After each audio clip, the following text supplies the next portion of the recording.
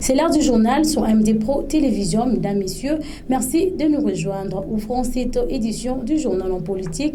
Le chef de l'État, Félix Tshisekedi, a nommé le lundi 1er avril Judith Suminwa Tuluka au poste de Premier ministre de la République démocratique du Congo. Cette nomination a été annoncée par la porte-parole du chef de l'État, Tina Salama, sur la chaîne de télévision nationale avant sa nomination à la primature. Judith Suminwa, cadre de l'IDPS et membre de l'Union sacrée de la Nation, a été ministre en charge du plan au sein du gouvernement Samalou Kondede. Suivez. Article 1er est nommé Premier ministre, chef du gouvernement, Madame Judith Suminwa Tuluka. Article 2. Sont abrogées toutes les dispositions antérieures contraires à la présente ordonnance qui sort ses effets à la date de sa signature.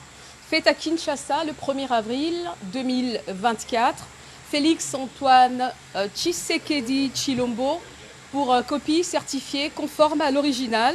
Kinshasa le 1er avril 2024, le cabinet du président de la République, Guilain Nyembo-Mbuzia, directeur de cabinet.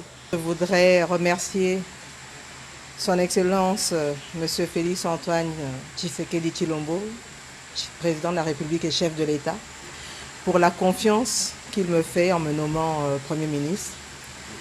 Je voudrais aussi rendre gloire à Dieu, le maître des temps et des circonstances, car c'est lui qui a voulu que ce soit aujourd'hui ainsi. Je suis consciente de la grande responsabilité qui est la mienne. J'ai indiqué au chef de l'État qu'il pouvait compter sur ma loyauté pour l'aider à mener à bien le développement de notre cher pays, la République démocratique du Congo, et que nous puissions, sur base des 6 engagements qu'il a définis au moment de son investiture, travailler pour la paix et le développement en République démocratique du Congo, que le peuple congolais puisse bénéficier de ce pays, des ressources qui nous ont été données par le Seigneur. L'oiseau rare que le président a choisi pour coordonner l'action gouvernementale a pris l'ampleur depuis ce lundi dernier avec la publication de l'ordonnance portant sa nomination au poste du Premier ministre. Né le 19 octobre 1967 au Congo central, Judith Suminwa Tuluka est mariée et mère de 2 enfants. Judith Suminwa était parmi les 16 femmes membres du gouvernement de la République démocratique du Congo. Elle est détentrice d'un master en sciences du travail, de l'administration et gestion du personnel. Elle est également titulaire d'une licence en économie appliquée, option financière de facultés universitaires catholiques de Mons, CAM en sigle en Belgique. Entrée au pays en décembre 1997, elle a travaillé à Citibank, au Haut Commissariat des Nations Unies pour le droit de l'homme comme assistante administrative et financière. Elle a aussi travaillé au programme des Nations Unies pour le développement PNUD en sigle comme experte nationale pour la cellule de coordination humanitaire. Avec cette détermination, elle a obtenu un diplôme en comptabilité de l'école de promotion connue EPFC en sigle à Bruxelles. Judith Suminwa Tuluka a accumulé une expérience précieuse dans divers secteurs avant de rejoindre le gouvernement. Femme battante, elle a élargi son cursus en travaillant au cabinet du ministère du Budget avant de devenir coordinatrice adjointe du Conseil présidentiel de veille stratégique. Avant de rejoindre la primature, elle a été nommée en mars 2023 comme ministre du Plan au sein du gouvernement Sama.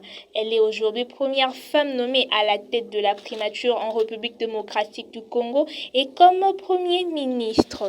Le parti politique Agir Ensemble du président Yannick Lukusa a félicité la Premier ministre de la République démocratique du Congo, Madame Judith Tuluka Suminwa. À l'occasion de votre nomination, nous tenons à vous adresser nos chaleureuses félicitations et nos vœux le plus sincère de réussite pour votre mandat. Nous sommes persuadés que vous saurez contribuer avec énergie au rayonnement du pays et nous formons le vœu que sous votre impulsion, la trilogie du programme et de la campagne électorale du chef de l'État, à savoir l'unité, paix, sécurité et prospérité sera efficacement, rationnellement et concrètement mise en œuvre. Nous tenons en haute estime à féliciter le président de la République, chef de l'État, Félix Antoine Tshisekedi, pour le choix sur votre personne, un choix de raison et de compétences qui couronnent également les victoires glorieuses et les réalisations importantes, revêtant une signification historique dans la démarche de la masculinité positive en République démocratique du Congo. Nous vous garantissons notre soutien, accompagnement et disponibilité dans la réalisation de votre projet et actions politiques. Nous souhaitons un grand succès et vous adressons nos chaleureuses félicitations faites à Kinshasa le 2 avril 2024. Yannick Lukusa Muyambala, président national. Changeons de chapitre à présent, la Fondation chrétienne Barnabé Mwakadi a procédé le samedi dernier à une cérémonie d'installation officielle de coordonnateurs provinciaux de Kinshasa, Congo central et Haut-Katanga. Cette activité s'est déroulée en présence du premier vice-président de la Fondation coordonnateur national, Madame l'épouse du président fondateur représenté. Cette fondation qui vise à apporter son aide aux personnes démunies. Emmanuel Kaloubi pour ce reportage. Dans le souci de répondre, la Fondation chrétienne Barnabé Mwakadi, à travers toute la province de la République démocratique du Congo, le coordonnateur national de cette fondation a procédé le samedi 30 mars à l'installation officielle de coordonnateurs provinciaux, dont Madame Denise Ilunga à Kinshasa, Madame Mati Matondo au Congo central et les révérends pasteurs Gédéon Ikong pour le Haut-Katanga.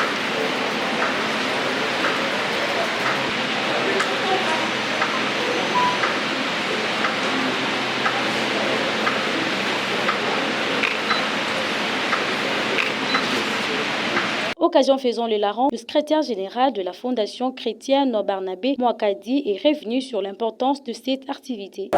Oui, aujourd'hui c'était un grand rassemblement que la Fondation a organisé pour principalement instaurer la coordination provinciale de Kinshasa et par la même occasion installer les coordinations provinciales du Congo central et du Haut-Katanga qui avaient déjà commencé à travailler depuis un certain moment, mais sans avoir été officiellement installés. C'était ça le but principal de notre rassemblement d'aujourd'hui. Madame, comme vous venez de l'entendre, la Fondation est actuellement dans 4 provinces, y compris la ville-province de Kinshasa, c'est-à-dire la province du Congo central, la province du Haut-Katanga, la province du Kasaï central et aujourd'hui, officiellement, ici dans la ville-province de Kinshasa. Le but, c'est que cette fondation se répande dans toutes les provinces à travers le pays pour atteindre les objectifs que nous nous sommes assignés, comme on l'a bien dit pendant la manifestation, notamment la vulgarisation des valeurs chrétiennes à travers la société congolaise et aussi répandre les bons conseils qui sont diffusés par l'apôtre Barnabé Mwakadi Mwamba, qui est l'autorité morale de la Fondation et l'actuel directeur général des impôts, et à travers ses prédications qu'il donne dans son église, pour que les gens comprennent que Dieu élève, et quand on est élevé, on peut travailler, servir l'État en craignant Dieu en même temps. Nouvellement installé coordonnateur provincial du Haut-Katanga, le révérend pasteur Gédéon a donné de manière symbolique un trophée à l'épouse du président de cette fondation ici présente. La religion pure et sans tache devant Dieu notre Père consiste à visiter les orphelins et les veuves dans leur affection, tel est le combat de cette fondation.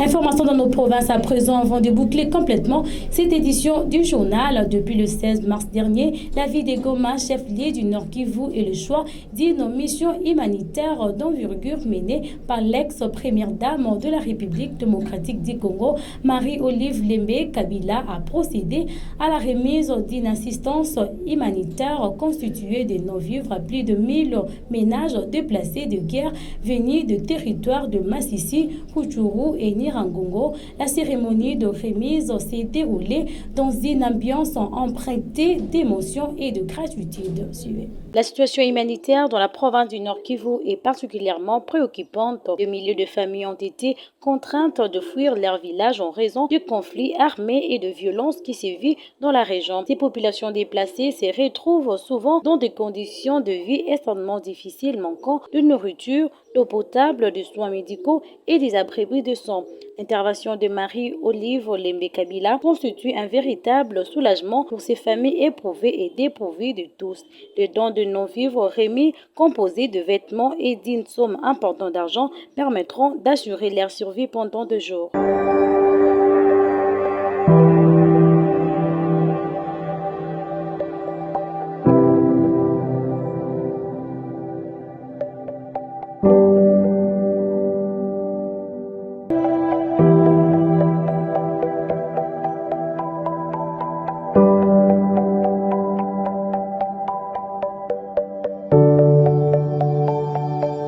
Au-delà de l'aide maritale, ces gestes symboliques redonnent également espoir à ces familles qui aspirent à un retour à la paix et à une vie meilleure dans leur milieu d'origine. Vous l'avez certainement compris que cette édition du journal est complètement terminée. Merci pour votre réelle attention et fidélité sur le programme de MD Pro Télévision. Au revoir.